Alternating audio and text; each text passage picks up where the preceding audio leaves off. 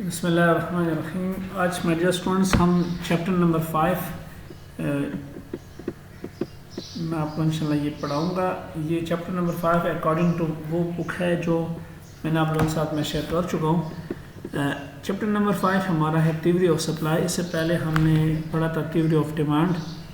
Demand का जो chapter हमने पढ़ा था वो बायर के पॉइंट ऑफ व्यू से था। तो अगर किसी चीज़ की प्राइस कम होती है तो बायर उस प्रोडक्ट को ज़्यादा ख़रीदते हैं, other thing remaining same.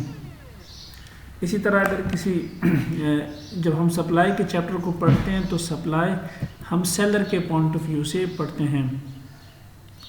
Seller of the product and buyer of the product के कंटेक्स्ट में आपने इन दोनों को समझना होगा, डिमांड एंड सप्लाई।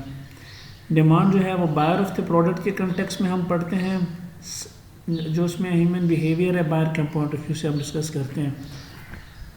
जब हम सप्लाई की बात करते हैं तो ये हम सेलर के पॉइंट ऑफ व्यू से डिस्कस करते हैं। तो थ्योरी ऑफ सप्लाई में हम ये चीज़ें देखेंगे कि अगर प्राइस में इंक्रीज़ आता है या डिक्रीज़ आता है तो इसका सप्लाई ऑफ प्रोडक्ट्स पे क्या इम्पैक्ट पड़ता है। The amount of commodity that sellers are able and willingness to offer for sale at different prices per unit of time. इसमें भी वही दो बातों का आपने ख्याल रखना होगा। किसी भी प्रोडक्ट की सप्लाई के लिए दो बातों का होना ज़रूरी है, willingness to sell and a willingness to offer in a market towards the buyer and ability to sell. अगर किसी चीज़ की आपकी एबिलिटी नहीं है सेल करने की, सो देन ऑफ कोर्स अगर उस चीज़ की डिमांड मार्केट में ज़्यादा भी हो आप उसको सेल नहीं कर पाएंगे। You should have the ability to provide that particular product in the market and also your willingness. इस तरह हमने लॉ ऑफ डिमांड में पढ़ा था। सिमिलरली हम लॉ ऑफ सप्लाई पढ़ते हैं। लॉ ऑफ सप्लाई अगेन जैसे मैंने आपको बताया था कि जब हम सोशल साइंसेस के सब्जेक्ट पढ़ते हैं तो उसमें जो थ्योरी होती है उसमें कुछ एजम्पशंस होते हैं। उस एजम्पशंस के दायरे के अंदर वो थ्योरी काम करती है। जैसे आप उस एजम्पशन से बाहर निकलते हैं तो वो थ्योरी काम नहीं करती। सो सेम केस इस थ्योरी में भी है कि demand and supply, law of demand and supply जो है ये दोनों के ऑपोजिट आपको इसमें कंसेप्ट मिलेंगे। जैसे कि लॉ ऑफ सप्लाई में है an increase in the price of goods और services it will increase the quantity supply and vice versa other thing remaining same. इसका मतलब ये हुआ अगर किसी प्रोडक्ट की प्राइस बढ़ेगी सो देन प्रोड्यूसर जो होगा वो मज़ीद मार्केट में सप्लाई बढ़ाएगा अपने प्रोडक्ट्स की। क्योंकि जब आप अगर आप देखते हैं तो प्रॉफिट का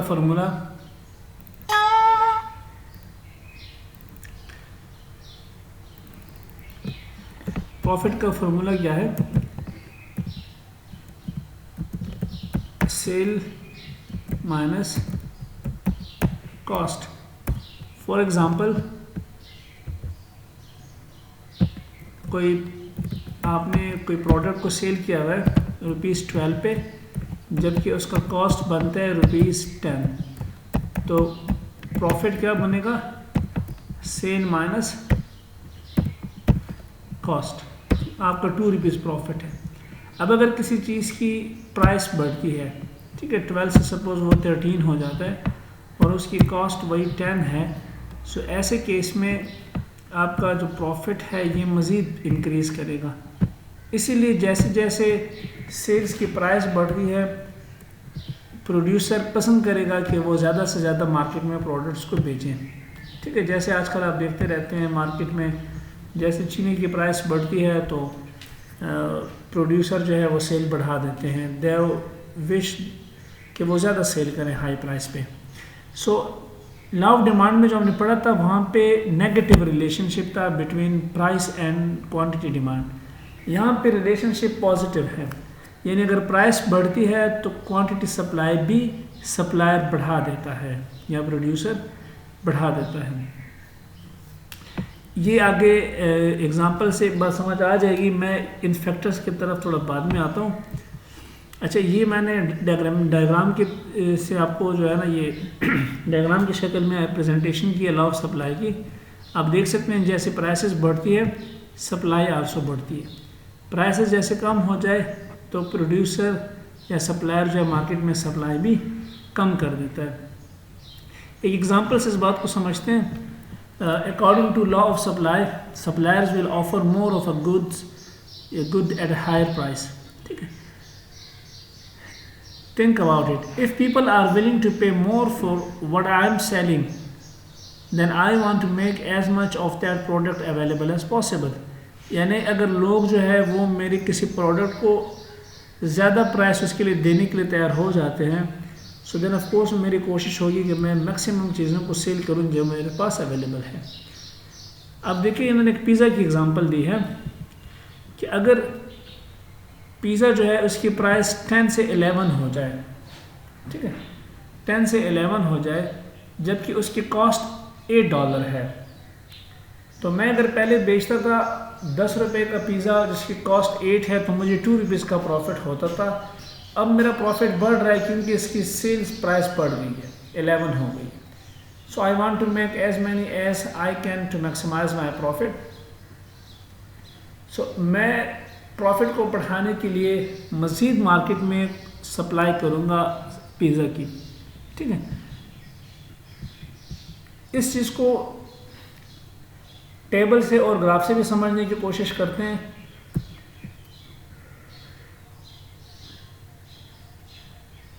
ये इस एग्जांपल को आप देख लें। Example of a supply schedule, market supply schedule for a slice of pizza. अगर ये जो प्राइस इस साइड पे मैंने पर स्लाइस पिज़्ज़ा की प्राइस रखी है, यहाँ पे स्लाइस सप्लाइड पर डे। ठीक है, यानी अगर पिज़्ज़ा की एक स्लाइस की प्राइस ये है 0.50, तो मैं सप्लाई कितना कर रहा हूँ मार्केट में 1000 मैं सप्लाई कर रहा हूँ उस पिज़्ज़ा को। सप्लाई से मेरा मतलब है अवेलेबल फॉर सेल। जैसे उसकी प्राइस बढ़ रही है, पहले 50 सेंट्स थी, अब $1 हो गई, तो मैंने सप्लाई बढ़ा दी है, अब $1.5 है। जैसे जैसे प्राइस बढ़ रही है मैं सप्लाई भी मार्केट में बढ़ा रहा हूँ। मैं अगेन रिपीट कर लूँ, सप्लाई का जब आप चैप्टर पढ़ेंगे तो आप जहन में रखें कि आप सेलर हो। ठीक है, आपने सेलर के बिहेवियर के मुताबिक ये हम चैप्टर पढ़ रहे हैं। So as price increase, producer जो है वो सप्लाई को बढ़ाएगा, and vice versa. Vice versa का मतलब है कि आप इसके उलट देखें। जब प्राइस $3 थी तो मैं 3500 स्लाइस जो है ना मार्केट में सप्लाई करता था। जैसे प्राइस कम हो गई, अगर हम उल्टे हाथ चले, प्राइस कम हो गई तो मैंने सप्लाई कम की, प्राइस मज़ीद कम हो रही है तो मैं सप्लाई कम करूँ। अच्छा, इन दोनों के बीच में ना, प्राइस और क्वांटिटी सप्लाई के बीच में यहाँ पे पॉजिटिव रिलेशन है। पॉजिटिव रिलेशन से मतलब ये होता है कि जब दो वेरिएबल्स के बीच में जो मूवमेंट है वो एक डायरेक्शन में हो, यानी अगर आप एक को इंक्रीज़ करते हैं तो दूसरा भी इंक्रीज़ हो जाता है, अगर आप एक को डिक्रीज़ करें तो दूसरा भी डिक्रीज़ हो जाता है। ठीक है, तो हम कहते हैं कि इसके बीच में पॉजिटिव रिलेशन है। जैसे कि फॉर एग्जांपल कोई स्टूडेंट ज़्यादा पढ़ता है तो उसके मार्क्स ज़्यादा आते हैं। ठीक है, ये पॉजिटिव रिलेशन है। ठीक है, जैसे ज़्यादा बारिश अगर होती है तो ज़्यादा पानी आ जाता है। अब ये देखिए, पानी और बारिश में पॉजिटिव रिलेशन है, ज़्यादा बारिश से ज़्यादा पानी आ जाता है। ठीक है माय डियर, अब इसको ग्राफ से देख लें। एक साइड पे हमने प्राइसेस को रखा हुआ है, दूसरे साइड पे क्वांटिटी सप्लाई। पिछले चैप्टर में हमने यहाँ पे क्वांटिटी डिमांड को रखा था। ठीक है, अब सप्लाई। अब ये देखिए, ये वो जो ग्राफ बनता था ना वो इस डायरेक्शन से बनता, जैसे देखिए मैं जहाँ से मैं माउस खींच रहा हूँ ये, लेकिन यहाँ पे देखिए तो ऐसे मूव कर रहा है, पॉजिटिव रिलेशन का। अब आप देखिए 5 पे सप्लाई कितनी है, 1000। ठीक है, 1 पे कितनी है, 1500। इसी तरह 1.5। अब आप लोग खुद इस ग्राफ को जब ड्रा करेंगे तो आपको पता चल जाएगा कि अब आपका जो ग्राफ का वो डायरेक्शन है ना वो ऐसे चल रहा है।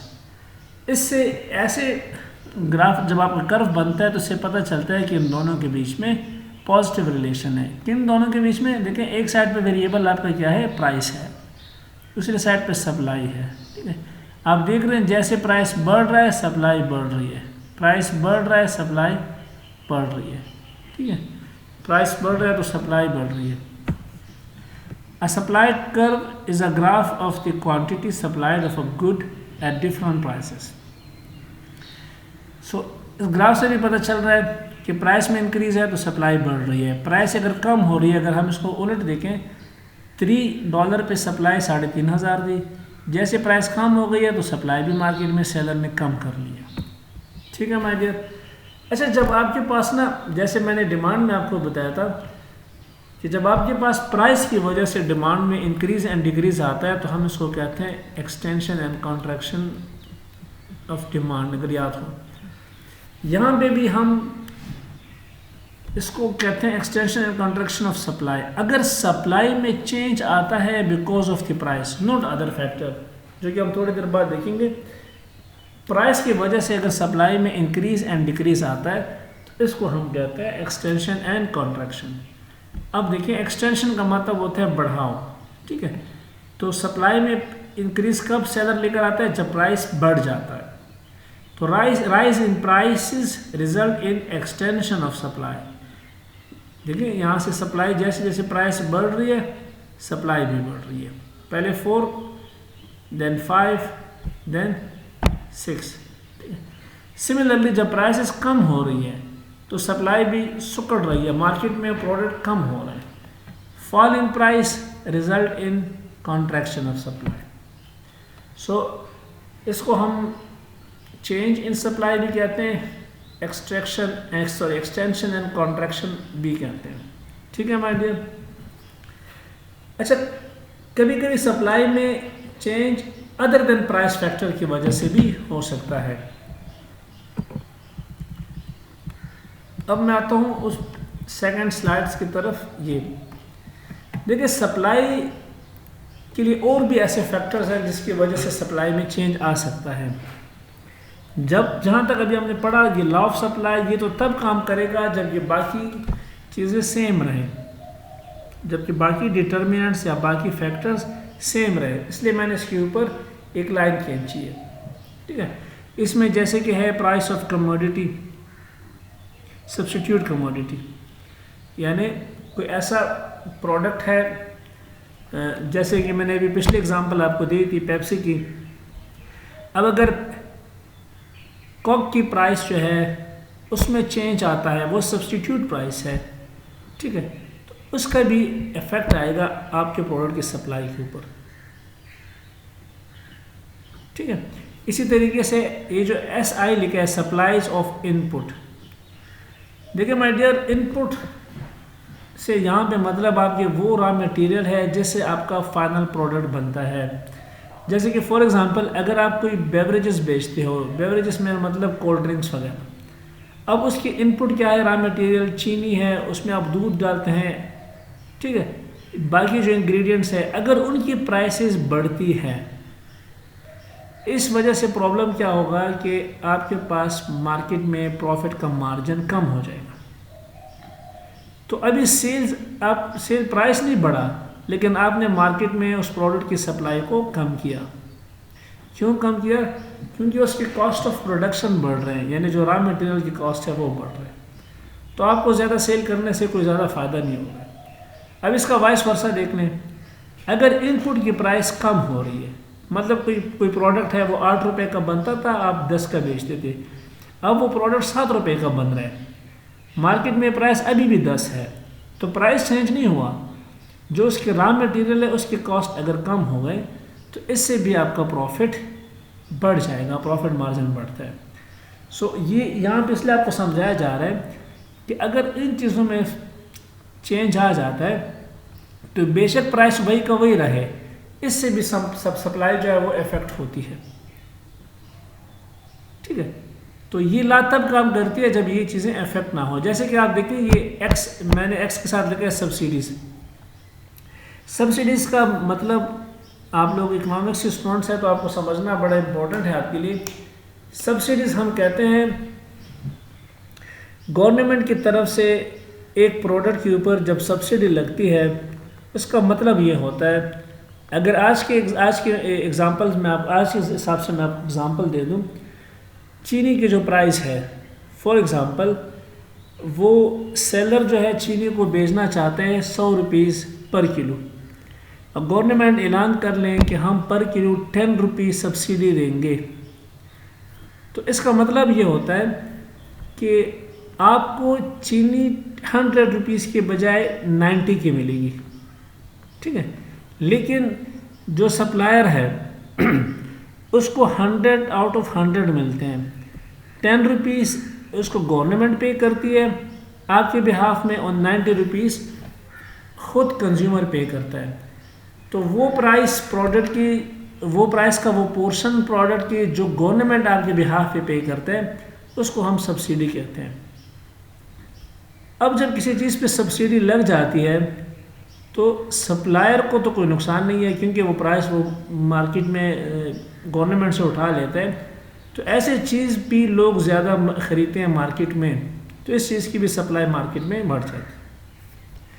सिमिलरली टेक्नोलॉजी इम्प्रूव करने से आपके प्रोडक्शन भी बढ़ जाते हैं और उसका ख़र्चा भी कम आता है, ठीक है। जैसे कि आप फॉर एग्ज़ाम्पल पुराने ज़माने में देखते थे, जैसे खेतों में एग्रीकल्चर सेक्टर में लोग खुद मेहनत करते थे तो बड़ा टाइम लगता था। अब जब टेक्नोलॉजी आ गई तो बड़े कम एफर्ट के साथ बहुत ज़्यादा प्रोडक्शन हो जाती है।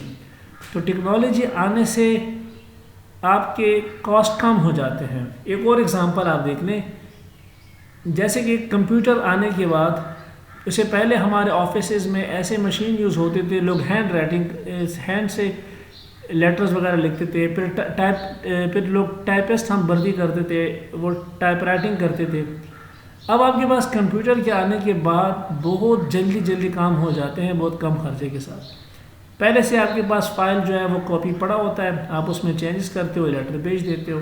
सिमिलरली आपने एक लेटर भेजने, आप ईमेल करते हो, ठीक है, आप अपने मोबाइल से व्हाट्सएप करते हो। इससे पहले लोग क्या करते थे, वो बाकायदा एक पोस्ट ऑफिस के ज़रिए जो है वो इस लेटर को भेजते थे, उस पर टाइम भी लगता था, डिसीजन में भी लेट हो जाते थे। तो अब टेक्नोलॉजी अपडेट होने से आपके ख़र्चे कम हो गए, ठीक है। जब खर्चे कम हो गए तो अब टेक्नोलॉजी इम्प्रूव होगी, ख़र्चे कम हो गए, इसीलिए प्रॉफिट का मार्जिन बढ़ गया, तो मार्केट में सप्लाई ज़्यादा हो जाएगी। पॉलिटिकल सिचुएशन ये भी एक बड़ा इम्पोर्टेंट फैक्टर है। हमने अफ़गानिस्तान में देखा 2 किस्म के प्रोडक्ट्स। एक तो जब अफ़गानिस्तान में वार या पॉलिटिकल इंस्टेबिलिटी आ गई तो कुछ प्रोडक्ट्स ऐसे थे उनकी सप्लाई बहुत बढ़ गई, जैसे कि फ़ौजियों की वर्दी, यानी जंग से रेलेवेंट जो मटेरियल है, वेपन्स वगैरह, इसको सपोर्ट करने के लिए जितनी भी ऐसे प्रोडक्ट्स हैं उनकी सप्लाई अफ़गानिस्तान में बढ़ गई। लेकिन ऑन द अदर हैंड बहुत, चूँकि अमन इम्पोर्टेंट होता है बिज़नेस के लिए, जब वहाँ पे अमन ख़राब हुआ तो बहुत से प्रोडक्ट की सप्लाई कम भी हो गई। सो ये अदर फैक्टर्स हैं। इसकी वजह से जब सप्लाई में चेंज आता है तो उसको हम कहते हैं शिफ्ट इन सप्लाई कर्व, ठीक है, शिफ्ट इन सप्लाई कर्व। ये कब होता है, when factors other than price, जिसको हम नॉन प्राइस फैक्टर्स कहते हैं, अगर उसमें चेंज आता है तो उसकी वजह से भी सप्लाई कर्व में चेंज आ जाता है, ठीक है माय डियर। अब अगर तो सप्लाई बढ़ जाती है, अब यहाँ पे देखें ना इस ग्राफ पे, ये रेड जो बीच में है ना, एस जो लिखा हुआ है, ये वो ओरिजिनल है। 3000 पे सप्लाई कितनी थी, 5, ये इन मिलियन है। अब प्राइस सेम है, वही 3000 है, लेकिन सप्लाई बढ़ गई है, ठीक है। वो अदर फैक्टर जो है उसकी वजह से, जैसे कि मैंने आपको बताया कि अगर रॉ मटेरियल की कॉस्ट कम हो जाए तो इससे प्रॉफिट मार्जिन बढ़ता है, सप्लाई बढ़ जाएगी सेम प्राइस पे। अब मार्केट में सप्लायर ज़्यादा सप्लाई करेगा तो वो प्राइस से प्रॉफिट नहीं कमा रहा है, वो कॉस्ट कम होने से प्रॉफिट कमा रहे हैं। तो जब सेम प्राइस हो और सप्लाई में चेंज आता है, उसको हम शिफ्ट कहते हैं। और अगर ये सप्लाई में इंक्रीज़ है तो इसको हम कहते हैं शिफ्ट आउटवर्ड, ठीक है। सप्लाई कर्व है ये शिफ्ट आउटवर्ड। शिफ्ट आउटवर्ड का मतलब क्या हुआ, when other than price other than price factor when there is increase in supply because of the other than price factor. Similarly, other than price factor, if supply decrease, then हम इसको कहते हैं कि supply shift inward. ठीक है, ये देखिए ये प्राइस 3000 है, लेकिन एज्यूम करें कि आपके पास पॉलिटिकल इंस्टेबिलिटी आ गई, अब प्राइस वही है लेकिन सप्लाई मार्केट में कम हो गई, या आप ये समझें कि रॉ मटेरियल जो है उसकी प्राइसेस बढ़ गई है। ठीक है, मार्केट में प्राइस वही है, लेकिन अगर रॉ मटेरियल की कॉस्ट बढ़ गई है तो उसका मतलब है कि आपका प्रॉफिट मार्जिन कम हो गया। अब आप सेम प्राइस पे भी मार्केट में सप्लाई कम करेंगे। सो ये प्राइस की वजह से नहीं हुआ, ये अदर देन प्राइस की वजह से हुआ, जो कि इस एग्जांपल में रॉ मटेरियल है। तो अगर सप्लाई कम हो जाए सेम प्राइस पे, इसको ना हम कहते हैं सप्लाई कर्व शिफ्ट इनवर्ड। ठीक है माय डियर, होपफुली आप लोगों को ये बातें समझ में आई होगी। आप बुक भी देख लें, मैं आप लोगों के साथ इंशाल्लाह स्लाइड भी शेयर करता हूँ। फर्दर कोई क्वेश्चन है तो ज़रूर पूछिए। थैंक यू, अल्लाह हाफिज़।